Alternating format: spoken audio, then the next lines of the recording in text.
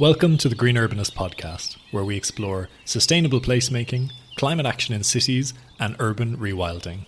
I'm your host, Ross O'Kelly, an urban designer, educator, and sustainable placemaking consultant. Hello. Today I'm resharing my conversation with EcoResponsive environments from back in October 2024. This is a conversation with Prachi, Rampuria and Soham about their approach to master planning that they call EcoResponsive design, and which is detailed in their book, EcoResponsive Environments, which is all about designing settlements and places based on an understanding of natural systems and systems thinking.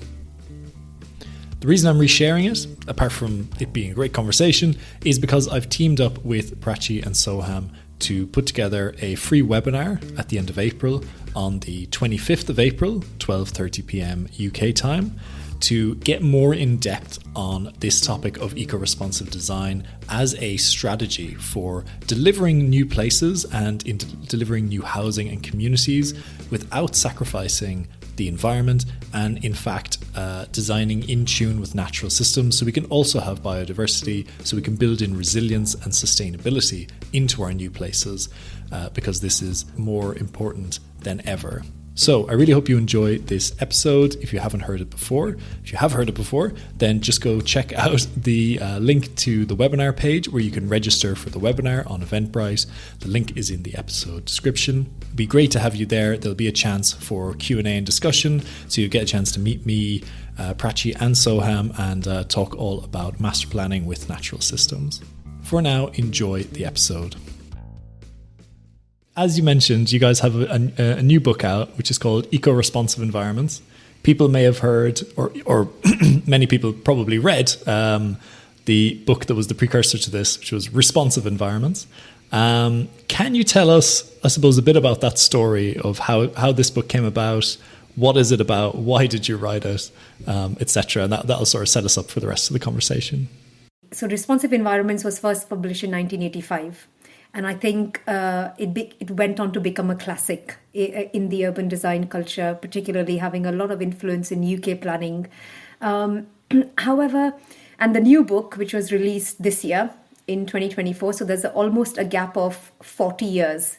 And so one of the main things that egged us to work on the book, which we have been for almost 13 years, so from 2024, I think it's been more than a decade that, it's taken to get this published, was just that we felt as a group and as a team, and there are 4 co-authors involved, was that even in the built environment, in the context of climate emergency as well as social isolation, the way we approach design needs to have a much more deeper understanding of natural systems across all scales of design.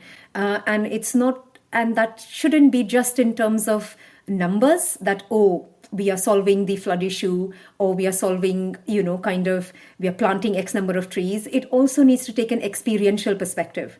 And that was something we felt was not addressed that well. The second thing that we felt was a gap was that there is a lot of literature available on sustainability, and really good literature, actually an overwhelming amount of literature. But a lot of that literature is actually addressed or addresses a specific aspect of sustainability. So is very focused or angled towards a particular discipline. Like it could be transport.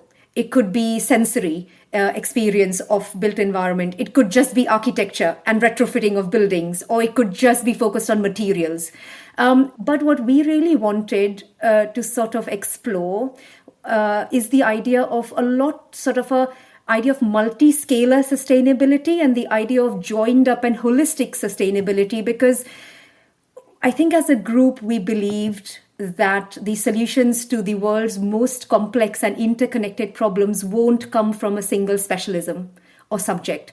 We need to bring together experts, and we need to bring together knowledge across arts, sciences, and humanities. And I think that is why the structure of the book is extremely multidisciplinary. It covers a wide range of disciplines, right from landscape ecology, transport, how do we sort of plan for healthy neighborhoods in terms of land uses, and then architecture and sensory experience and manifestation. So I think that would be the two main reasons from my perspective, but Soham might add. Yeah, I mean, Ross, when you mentioned, how it started and its link with the classic responsive environments, having a discussion with Ian and Sue, who were the co-authors of the 1985 publication, and us being students at that time, being an avid reader of that book, it was really practical. It was almost like, as it says in the cover, it's a manual for design, and it gives you a step-by-step approach, and it tackled issues that were very much prevalent in 1985, even still now in many cases. But however, it did not really talk much about linking with green thinking. So what our intention really was is, how can we link these two systems together? And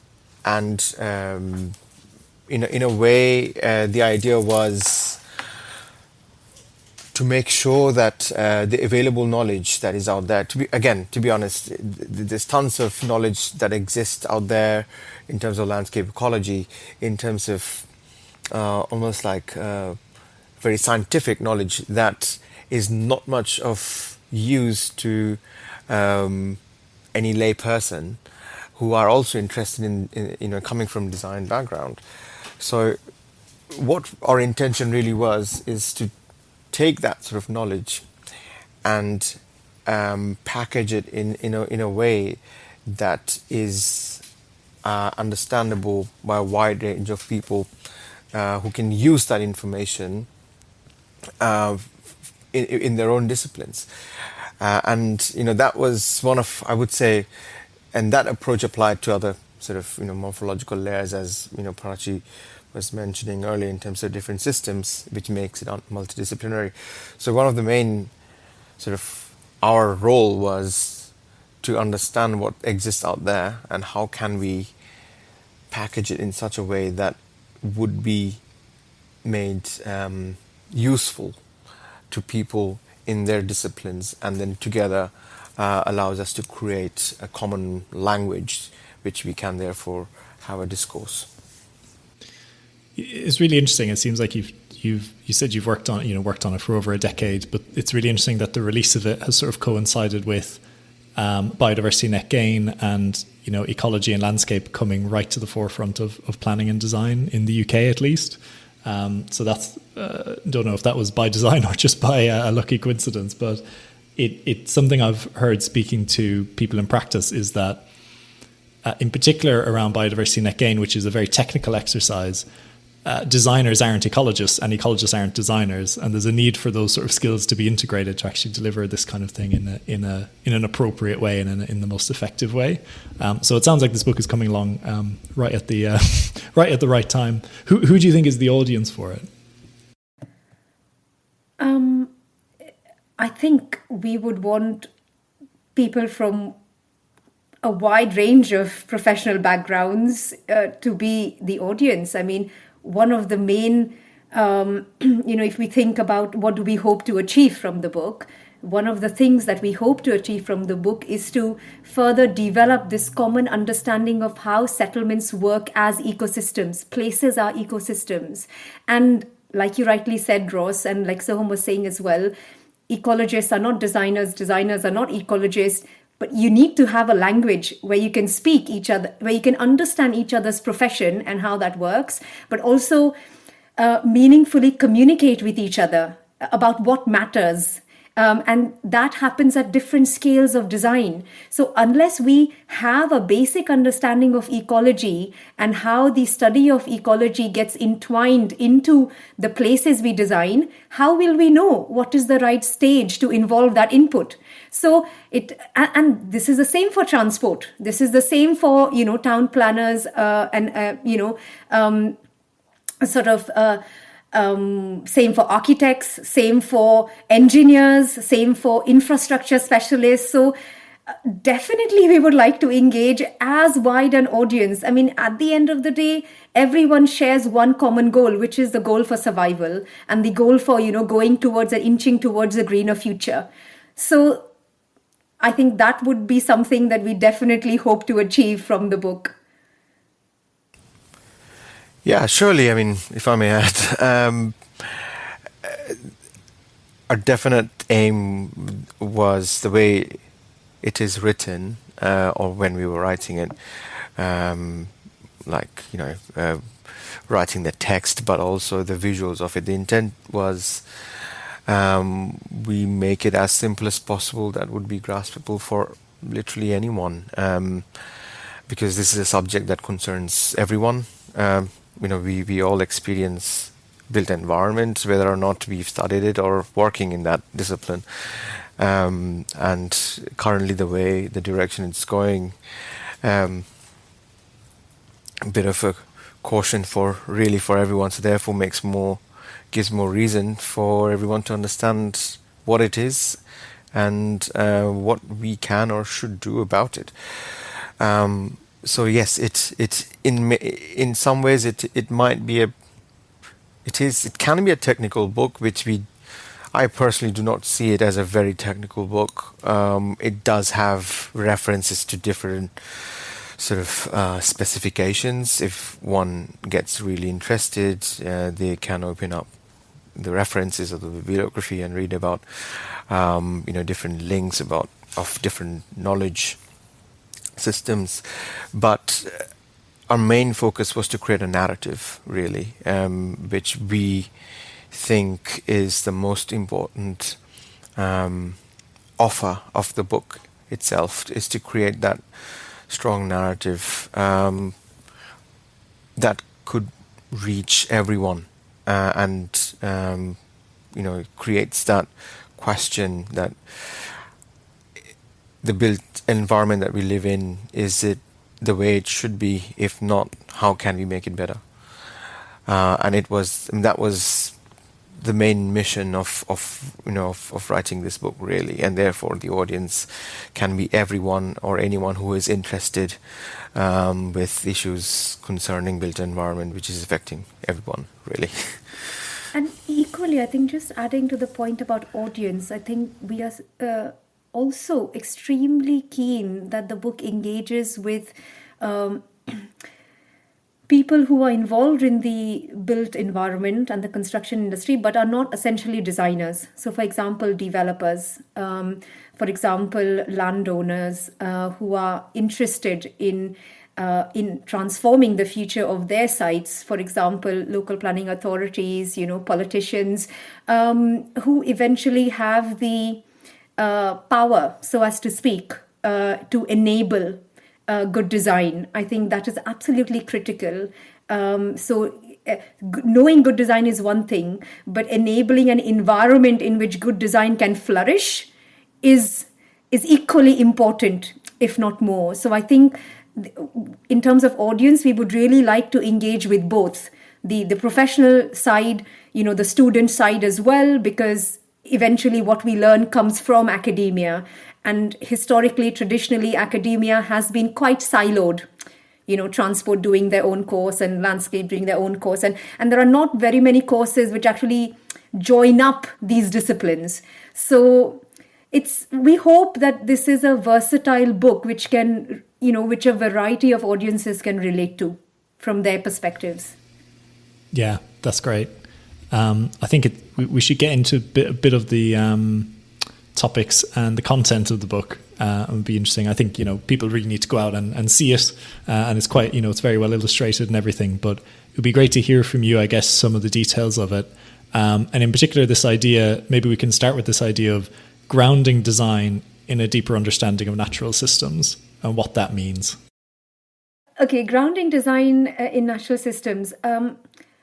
If you ask me in one sentence, it's absolutely critical and non-negotiable for our futures. But the question is, how do you do that? Like, for example, if I imagine myself to be, whether a student or an urban designer on the desk, or I imagine myself to be a planner wanting to make positive change in my community, in my neighborhood, or I imagine to be a landowner, interested in landscape-led design and master planning, how would they relate to, or how should they understand or approach, or perhaps want to approach grounding design in natural systems? So, like, to me, when things are laid out in a stepped process, or if there is something that provides you a roadmap of how to understand something you're not very well versed with, that's always more helpful. So that is how we approach, because when we started this book 10 years ago, we did not know as much about landscape ecology as we probably learned in the course. Now, having said that, I'm not trying to say it takes a decade to learn. That's the reason why we put together the book, so it doesn't take people the same amount of time.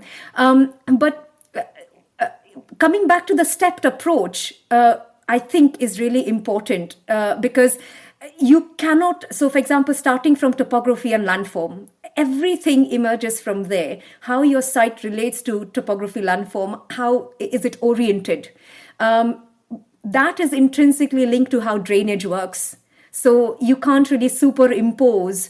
If we are thinking about natural environments, natural systems, working with gravity-fed drainage systems and sustainability, we need to design sites in a way that are least resource intensive. And when we say resource intensive, we mean not just resource for construction, but also for future maintenance and management. So working with what exists is extremely important, because you're really saving up both immediate implementation as well as future. Now, the blue system is intrinsically linked with the green system, because without water, you wouldn't have plants, and you wouldn't have a green ecosystem. You wouldn't have that wouldn't flourish. So, depending on where and how your water is, kind of organized on your site or laid out, so as to speak, that needs to have a clear relationship with how your green spaces are functioning. There is also the aspect about, when we think of cities, yes, it relating with natural systems and really working with natural systems is important. But how do we, and that is what sustainable development, in as a short definition would be, so that it doesn't consume resources beyond a degree that it can replenish. However, to achieve that, you also need to have awareness, education about what are the benefits that natural systems are giving us. So the understanding around ecosystem services, that eventually it is for the benefit of our race on the planet, and also how cities can help that as part of everyday life. So, there's a reason why when people want serenity or they want solace, they go to a place which is possibly near water, or like a woodland. Cities can really become social learning systems when we start to really integrate nature into placemaking. It sort of really becomes a tool for learning as well. And sort of a tool for health, a tool for well-being. So I think, to me, that is what it means by kind of grounding design in a deeper understanding of natural systems. So as much as we want to do that, and it is extremely technical, because, species don't travel in any which way. They have their roots a certain way because of certain reasons. It's extremely technical, extremely scientific. And right from the early design stages, no matter how strategic and how conceptual, it is important to have that understanding of, the technical inputs that might be required, and a very basic knowledge, so that we can design to future-proof. And we're not doing anything that might need to be undone from a natural systems perspective and integration of natural systems perspective. But I guess that would be my angle on it. probably a very minor addition to that, Prachi. Quite wholesome answer to that. Um, it's almost, I think, another way to put it would be thinking beyond human-centric.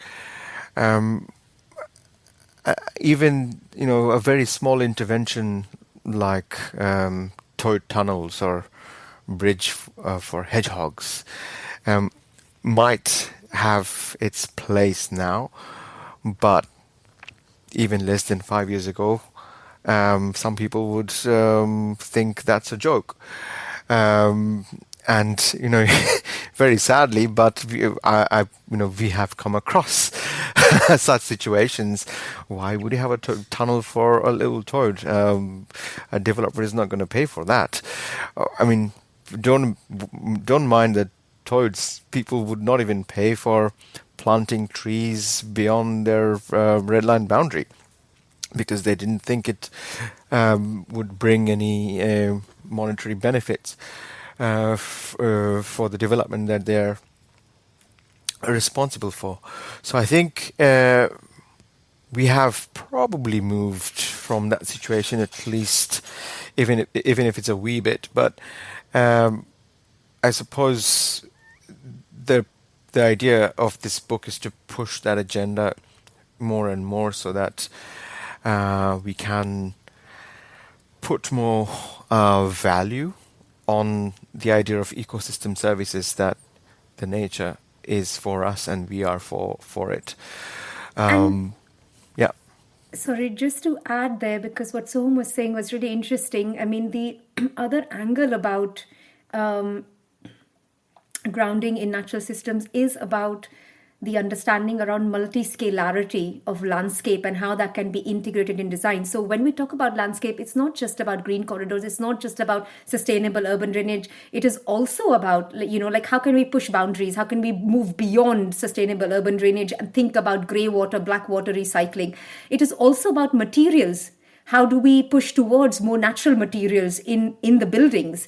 So it is right from what could be the most sort of natural, nature-oriented solution of designing a home to designing a whole city. It might even be something as small as designing a street furniture, which is about using of recycled materials, using sort of local labor, and so on and so forth. So it is very much multi-scalar.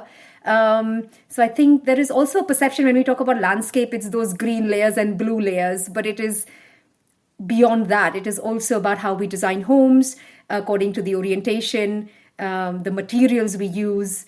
How do we create zero impact? It's not just net zero carbon. It is sort of the whole life cycle approach of sort of zero impact of any place on its wider context, and how can we achieve that? I'm getting a real sense of the multi-scalar aspect of this. You're sort of jumping from thinking about topography and water flows right down to sort of the experiential element of particular spaces and the lives of particular species. And I think it's sort of there are tactics for designing things like this, but there's also, as you're saying, this real need to change the sort of paradigm of what we think development should be and look like, and how it should interact with natural systems. So it sounds like the book is sort of covering both of those layers. Yeah, sure. Because one of right at the introduction, we bring this idea, how the structure of the book is laid out, and it is based on, again, just what Prachi mentioned earlier. It is based on different morphological layers. By that, which we mean the elements that make up our built environment, but also each morphology has its own scale from big to the small. So, for example, from the forest to the sort of flower, and each layer has that sort of scalarity. And so it's almost like having an x-axis and a y-axis throughout the book, and the last chapter sort of brings them all together in terms of how you experience it, that creates an atmosphere, which, although it it does vary from one person to person's experiences, but overall, there is a shared feeling of an atmosphere which we are interested in, and to create that sort of positive atmosphere, we need to really think from across all scales, because that does not happen within one street or a little open space. But that open space is the way it is because the way it is linked with the wider system.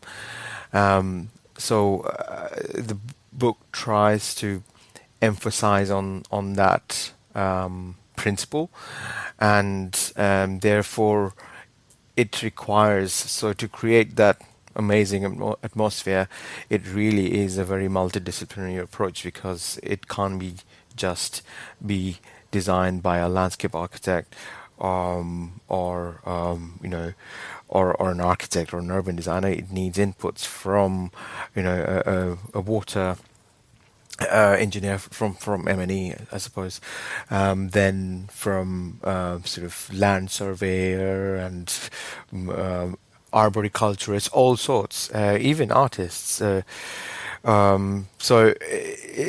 in many ways, we used to call urban design as, now we call, we're trying to more move towards the idea of settlement design as a performance art. So it is an art that is done in action, with the help of different people coming at different stages. So it is an act, but it really is. Otherwise, we would not have. We may create a successful space only for few years, maybe, but then it does not ensure its resilience unless it is linked with the wider system to make it function for years to come. Yeah, I suppose what Soham is really underlining is the value of having a structured approach to design. If you want to ground design in a deeper understanding of natural systems, then it is absolutely critical that the way that the design program or the project program is structured in a certain way, so that you are able to allow the inputs of specific disciplines and inputs according to a design process that will support designing with nature. And it is something that it's something that we can do better, I think, as an industry. Yeah. Yeah. In fact, right at that point, I would like to add another underpinning concept of our book has been the idea of deep structure and surface order. And by that we mean there is an order of things which are more fundamental than the others. Say, for example, the topography and the water system, and along with them the green system. They take a very, very long time to establish, and they last very, very long amount of time, and if we destroy them, it will take huge amount of energy and time to recover.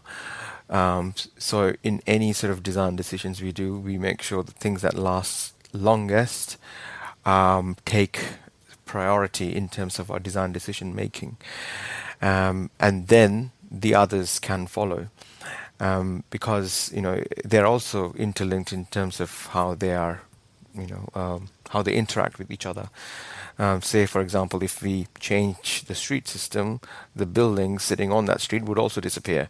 But if we, demolish a building tomorrow, the street would still carry on, will be still there. So it is quite important to sort of understand this idea of what is a deep structure, and then what is the surface order and how they're interlinked. And therefore, again, creation of that atmosphere is very much underpinned by these deeper structures being in place to ensure its long-term resilience. That's super interesting, and I think there's also has been the case over the last 100 years, in particularly, of those quicker turnover aspects like buildings and streets massively disrupting the lower turnover aspects like hydrology and landform, and the way that we've constructed a lot of urban environments to be very fragile to things like flooding because we haven't worked with water, and now they're having to be retrofitted to put in more naturalized river systems or drainage and that kind of thing. Do you think the book can also speak to retrofit as well as new development? Yes, I believe it can, because we do, although it's a brief discussion, but there is a discussion included in chapter 1 about how, in the past decades, we have damaged a lot of strategic networks of green and blue infrastructure. Now, retrofitting is an expensive undertaking. And it is something that can only happen with strong political will and a vision. And it's not that there are not examples. We've also included some in the book. But yes, there are examples in Boston, in Seoul, where massive infrastructure projects, in particular motorways, have been totally restructured in order to retrofit what we say as hidden streams or hidden rivers, which were disconnected or fragmented because of infrastructure development. Then there are more smaller scale examples from cities like, for instance, Europe in particular is good at that. For example, Copenhagen, Holland, for instance, as well, where they take a very long-term view on how gradually, incrementally, you retrofit. So it is not necessarily about big moves, but it is about a very strategic, integrated spatial planning is where it becomes really important, because transport and landscape becomes so interlinked when it comes to retrofitting, because people are using the place. It's not something you're designing from scratch. People are using the space. They are, there is movement there. Ecology is there. So the question is, how, if you want to retrofit natural systems, the aim is always, how do you strengthen ecology? How do you enhance BNG? How do you increase the capacity of nature to provide provisioning, regulating cultural services, which are the key ecosystem services? And for that to happen, it is sort of a surgical approach. So depending on what is needed for the situation, I guess we hope that the book because what we do in the book is that in each chapter, which goes from layer to layer, there are what we call relational parameters. So those parameters are principles that relate one layer to the other, or one subsystem or one morphological layer to the other. And it is open for creative interpretation in the end, because there are infinite number of design scenarios, and every design situation is unique, which is why design is creative work. So, it's impossible to, sort of give you an answer that, yes, we deal with retrofit in our book, because it's a yes and a no. Because yes, for sure, we are not dealing with all the scenarios which might be possible, but hopefully we give the understanding using which someone might be able to apply that knowledge, enhance their own knowledge to think what is relevant for their situation and their scenario, and then apply it accordingly. So, yeah. Yeah, in many ways, the I think the foundational principles of retrofit should still follow how a natural water cycle is, and try and get to as close to it as possible. But as Prachi was just mentioning, the details of it are very, very context specific, and in many cases it may need engineered approach to get close to it, or to mimic it, or maybe create a new terrain, because with what it used to exist has been lost. So as long as which we try, and mention in the book, is to come to say, with clarity what, and in the most simple way, what is a natural water cycle, and that principle should still be valid for any retrofit project. Yeah, that makes sense. And I think something you mentioned as well around the experiential side of all of this. And a question I had was something that I'm very interested in, which is this role of placemaking as part of a wider sustainability approach. And is that something you talk about in the book? And what are your thoughts on that? In my view, the role of placemaking in sustainability is absolutely linked with the experiential value of a place. At the end of the day, places need to be something that make you feel happy.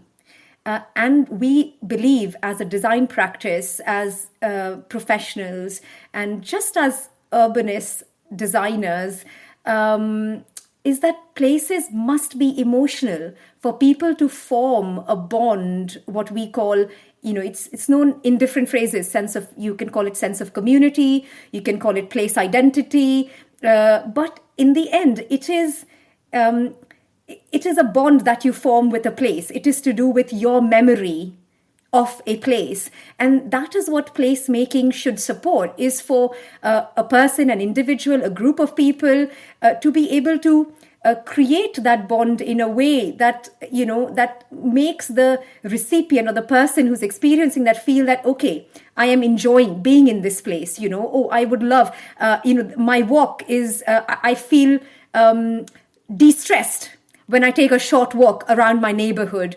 The walk from my home to my the supermarket is something, it is so pleasant that I don't feel like driving. That is the role of placemaking. So in sustainability, so sometimes when we look at, for example, a lot of literature on sustainability, and it is all very relevant and very useful and very important, but there's always a risk that it starts getting too technical, too number oriented, too factual. And when that happens, then sometimes a person who is not a designer or not from that background cannot relate sustainability to design. For us, it is all about humanizing sustainability. So it is about how design can support the feeling that you are living amidst nature, with nature, can support productivity and well-being. I think that for me is the role of placemaking in sustainability.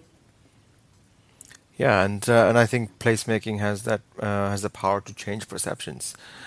In many places where, for example, people would think driving is the only way to get about from one place to another, and walking is not necessarily your first choice, unless we create a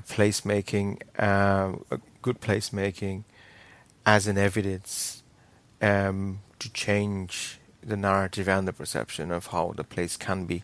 It's very hard to tell people that, trust me, if you do this, this will work.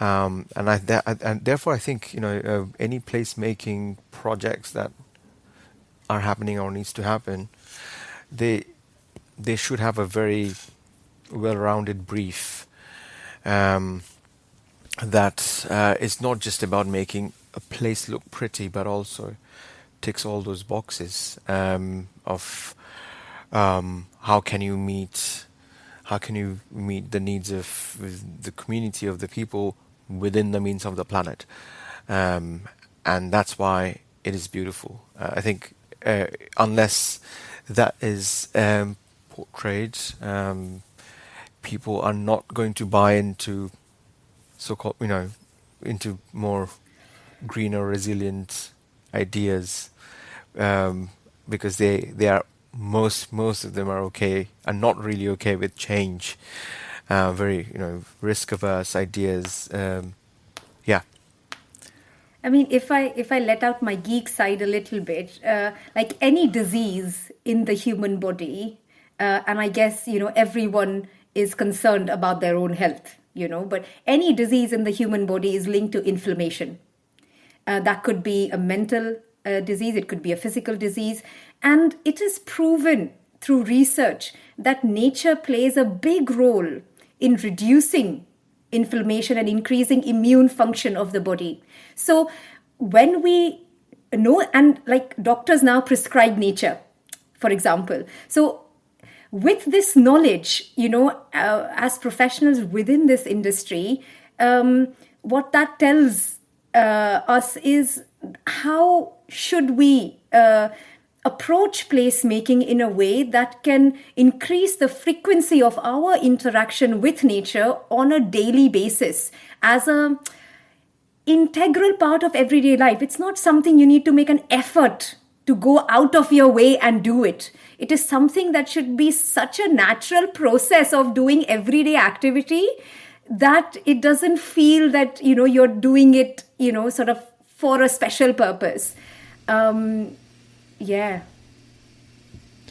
There's something called the streetlight effect, which is this idea that if you lose your keys on the street at night, the place you look is under the streetlight because that's where the light is, but it's not necessarily where you lost your keys.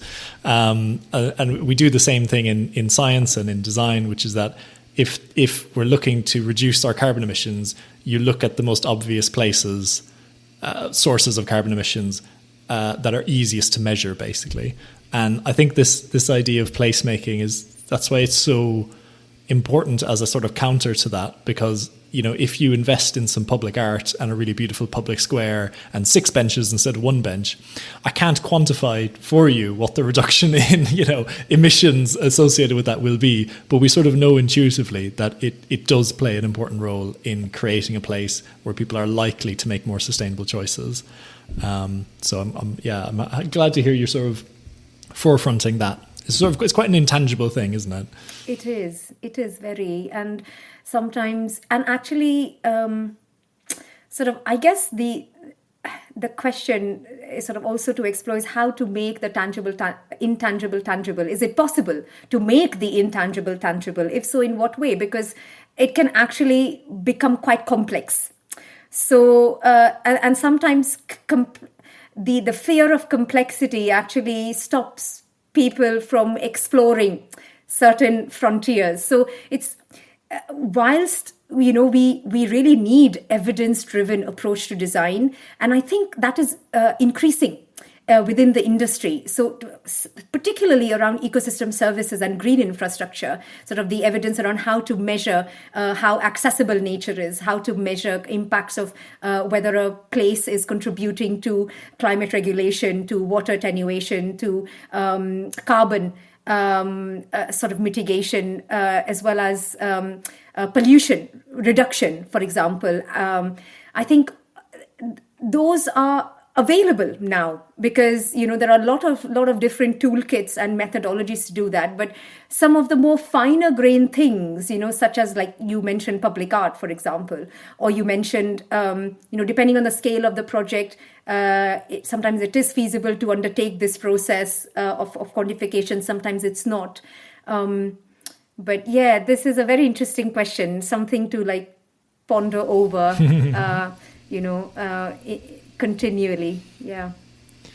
Is there sort of a qualitative aspect of the nature connection for you as well? Because I think if we talk about people, our contact with nature, that might be contact with a manicured lawn that has one species of vegetation on it, or it could be a sort of semi-natural meadow that is, has 30 species in it. And does that make any difference to us? I sort of feel like intuitively it does, but I'm not sure if the science supports that.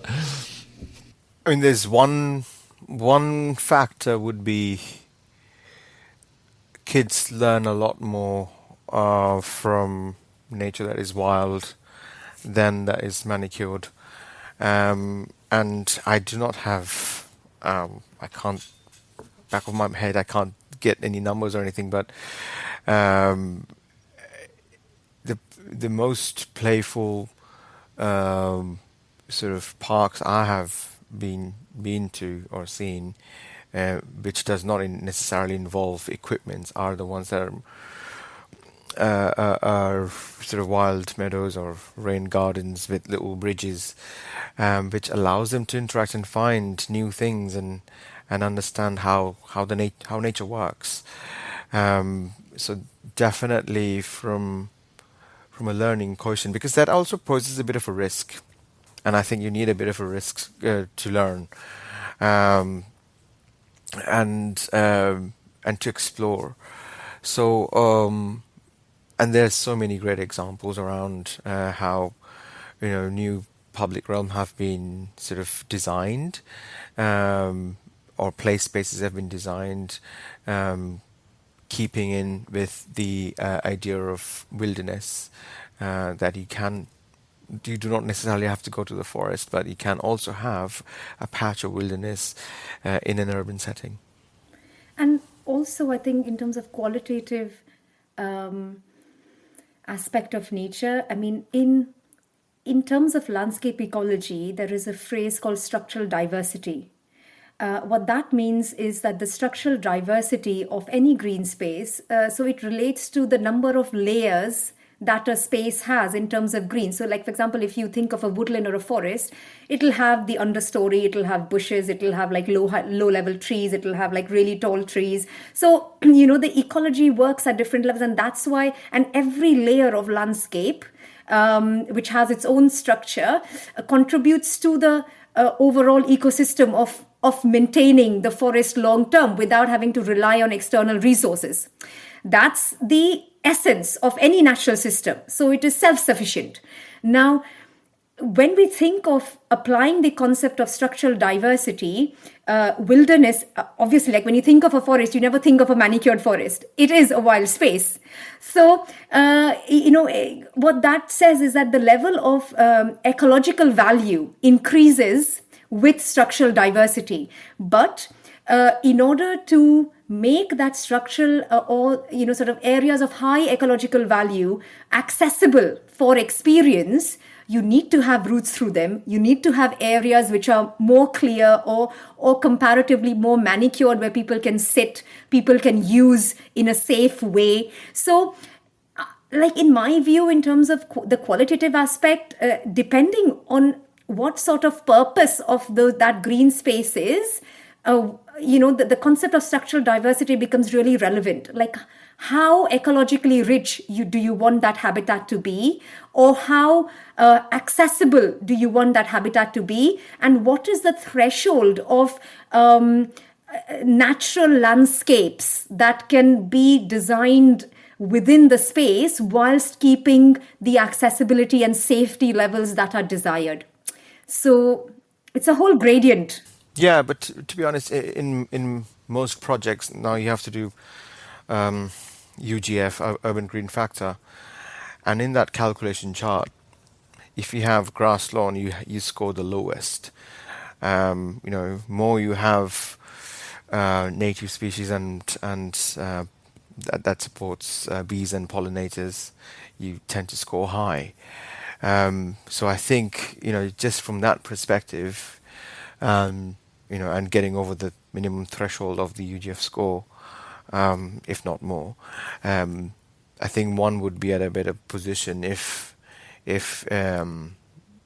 placemaking was not just centered around lawn, which I'm not saying it should not have. I think it has its purpose, but it needs to be beyond that.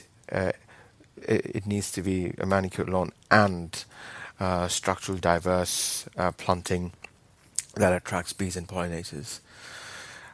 So yes, I think there is a qualitative aspect that we definitely need to be very mindful of. But again, bees and pollinators and all these ideas of increasing structural diversity needs to work with the larger system. So we need to know, is this the route that is the most convenient route for bees and pollinators to move? Does it connect with sort of an existing green grid? To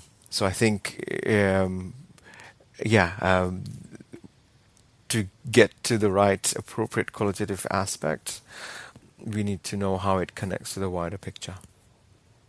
The sort of last question I wanted to talk to you about was a bit about your writing process and about how you tested the principles in the book on basically real projects or on design projects as you were going. So could you tell me a little bit about that? This was a very interesting journey. I think one that led to the inception of our design practice, which is we are based in Brixton right now. But essentially, so this book started in 2011. And by the time it was 2017, 2018, I think more 2018-ish, I think as a group of, as a team, we were in a place where we were fairly comfortable with the scope and content of the book. But we were quite skeptical as well about its reception, because so far a lot of this had been based on sort of academic discourse. Yes, true. Both Soham and myself, amongst the 4 authors, were practicing in private practices at that point in time. But as a team of the book, we hadn't really practiced or implemented the approach that we were suggesting on any project. So at that point in time, we felt was the right time to think how we can do that. So the easiest way for us to do that was through a competition to start with, because this was an independent project. We were not a formalized organization of any sort, and it was something that we were doing independently in our own time. So we came across the REBA competition. It was an international open anonymous competition, at least the first stage was, about reimagining the garden city in 2018. And we thought that was a very relevant brief, because through that design brief, we were able to address all the layers or scales of settlements, so right from strategic planning to neighborhood scale to kind of detailed design of buildings and public spaces and public realm. And also the brief of that REBA competition was such that it was very forward thinking. It was very much aligned with, sort of integration. How do we create living environments which are better integrated with nature, which was essentially the underlining premise of the book. So we decided that we would like to participate in this book.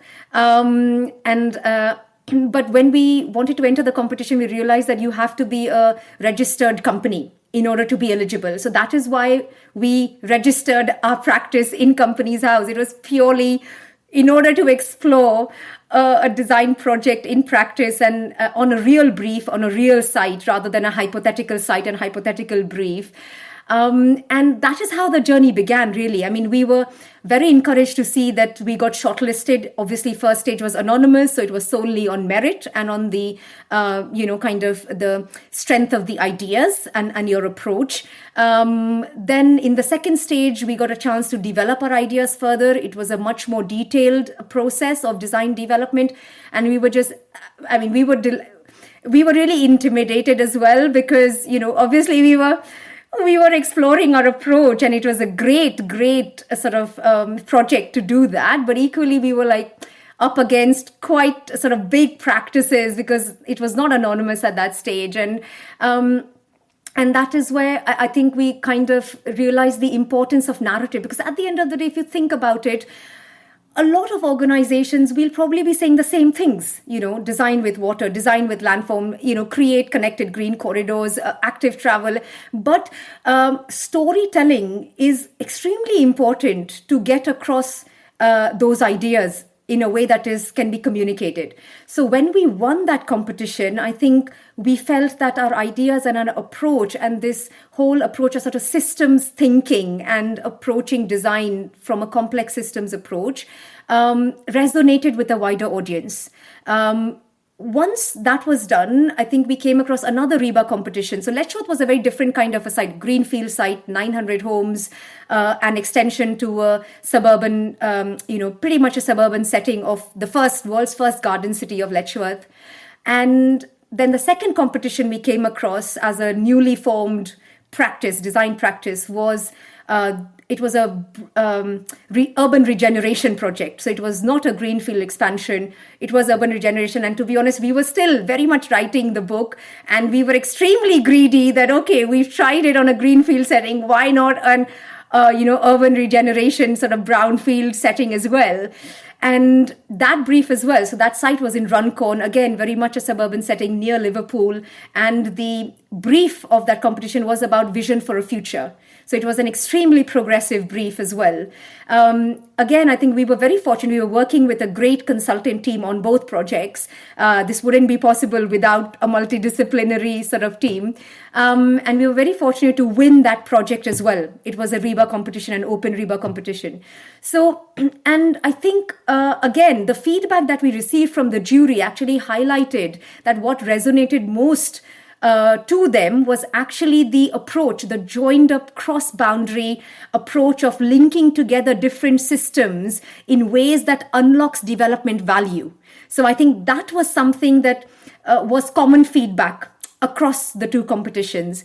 And since then, I think as a young and emerging fledgling design practice, I think we were appointed on both of those projects, which I think we were extremely grateful for, to do a feasibility study for the Runcorn master plan and to do first the design vision collaboration on the design vision with the Letchworth client, which was the Letchworth Garden City Heritage Foundation. And then eventually, through different stages, it went into the strategic master plan framework for that project. So we continued working with a wider appointed consultant team, continue to explore and test these ideas in more detail, in more depth, more rigorously. Like, for example, in the Runcorn project, which was about 500, 600 home urban regeneration of an existing business and technical park into very much a mixed-use zero carbon neighborhood.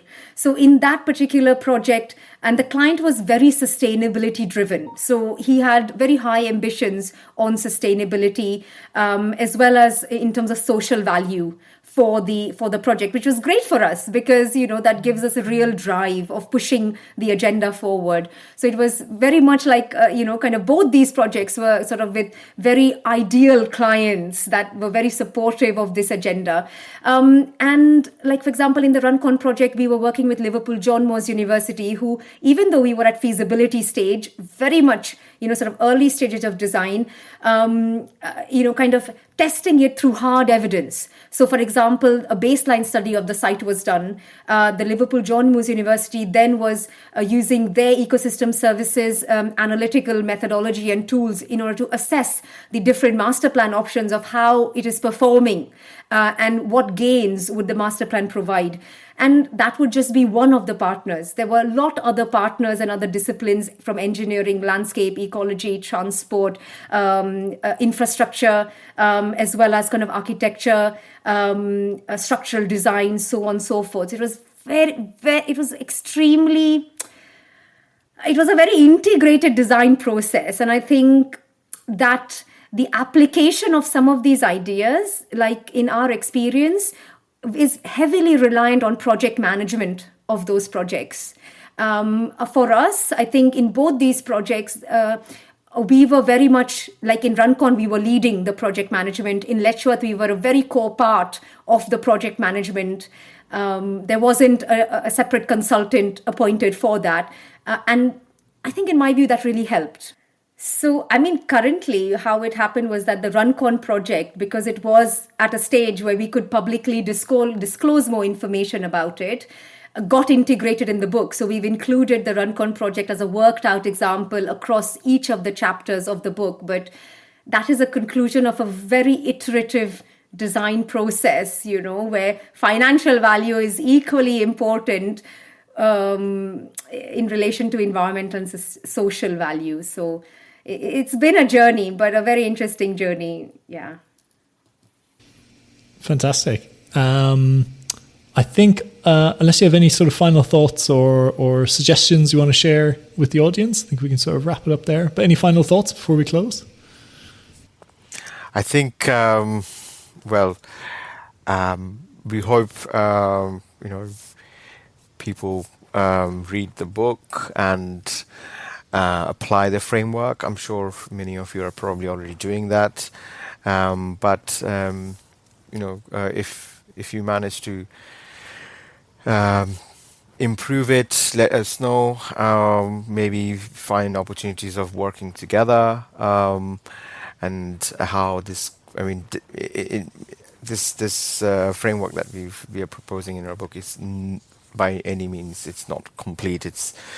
We think we're just barely scratching the surface, and in a way the intention never was to finish it, because it cannot be.